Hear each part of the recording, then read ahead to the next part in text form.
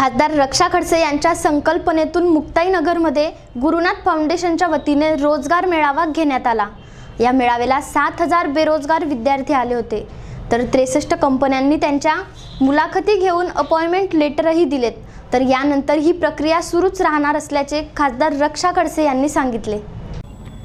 खासदार रक्षा खडसे यांच्या प्रयत्नातून मुक्ताईनगरमध्ये घेण्यात आलेल्या रोजगार मेळाव्याला तरुणांनी उत्स्फूर्तपणे प्रतिसाद दिला।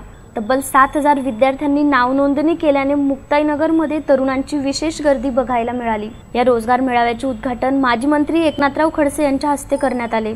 यावेळी एकनाथराव खडसे यांनी या तरुणांना संबोधितही केले। खासदार रक्षा खडसे यांनी स्वतः विद्यार्थ्यांमध्ये जाऊन त्यांचे प्रश्न जाणून घेतलेत व त्यांना मुलाखती संदर्भात मार्गदर्शन केले।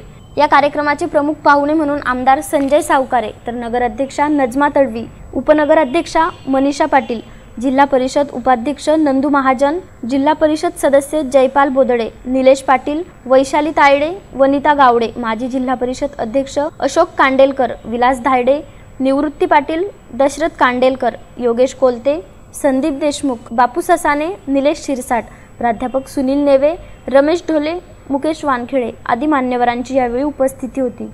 मेळाव्यात महाराष्ट्र व महाराष्ट्राबाहेरील 63 कंपन्यांनी सहभाग घेतला। यावेळी मुलाखती घेऊन लगेच कॉल लेटर देण्यात आले। यात 1300 बेरोजगारांचा समावेश होता। कंपन्यांनी आवेदन पत्र स्वीकारले असून यानंतर देखील लायक उमेदवारांना बोलावणे येईल असेही आमदार खडसे यांनी यावेळी सांगितले।